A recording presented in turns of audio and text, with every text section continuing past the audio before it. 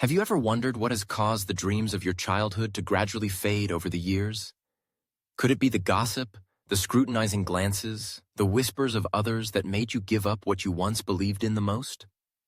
Perhaps, within each of us, there was once a George, a small person carrying great aspirations, and sometimes, just out of fear of being judged, we erase the unique traits of ourselves with our own hands. George is not someone with an outstanding starting point. He does not possess advantages of money, fame, or flashy marketing strategies. His shop is small, modestly located on a street corner, but it is always filled with the light of joy, friendly smiles, and kindness. For George, each incense stick is not just a product to sell, but a gift conveying peace and well-being to customers. He selects each bundle of incense with care and meticulousness, embedding in it the belief that as long as he works with all his heart, people will eventually recognize it. And it was indeed so. His small shop gradually attracted more and more visitors. One person introduced another. The gentle scent of incense, the warm atmosphere, sincere greetings, all created a familiar place in the midst of the noisy city. George was happy every time he saw the satisfied faces of customers, every time he heard the doorbell ring signaling a new visitor. With the desire to spread more of that simple joy, George hung a large sign in front of the shop, on which was written, "Fragrant incense sticks available in our shop." The phrase was brief and clear, but contained all of George's affection, pride, and love for his craft. Then the winds of doubt began to quietly blow through. One day, a well-dressed man walked past the shop. He stopped, frowned at the sign, then entered with a serious expression. "The word fragrant is unnecessary. All incense has a scent. Remove it," the man suggested. George hesitated for a moment. He knew that each word in that sentence had its own meaning, but he was also afraid of offending customers. In the end, he agreed. The painter was called, and the word fragrant disappeared from the sign. Not stopping there, another person came over, polite, wearing glasses with an authoritative voice. "Why did you write 'in our shop'? Of course it's sold in the store. Where else? Erase it to keep it neat." George nodded again, letting the sign be edited once more. Next, another customer gave feedback. "The word 'available' is redundant. If the shop is open, of course it's selling. Why bother writing it?" Thus, word by word, part by part, George's dreams were stripped away, eroded by outside opinions.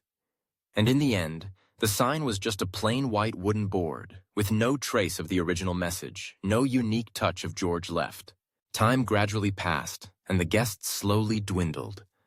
There was no longer the joyful ringing of the doorbell, no more warm fragrance spreading.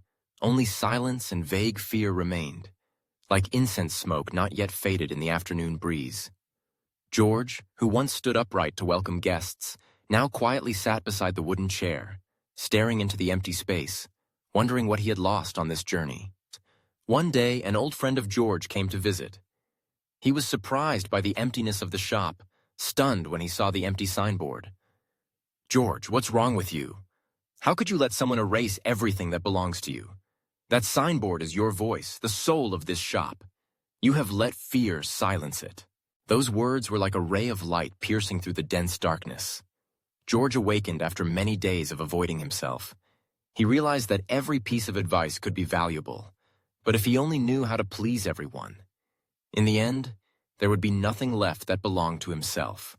The next day, George decided to take the brush and paint the signboard himself, just like in the beginning. "Fragrant incense sticks available in our shop." Those words appeared once again, bright, proud, and sincere, just like George himself. Customers are starting to come back. The warm space is revived. Laughter echoes, and the gentle scent of incense drifts out to the street. And this time, George knows how to protect his voice. He listens to everyone, but no longer lets fear or careless criticism blur his true value. You see, each of our lives is like a small shop.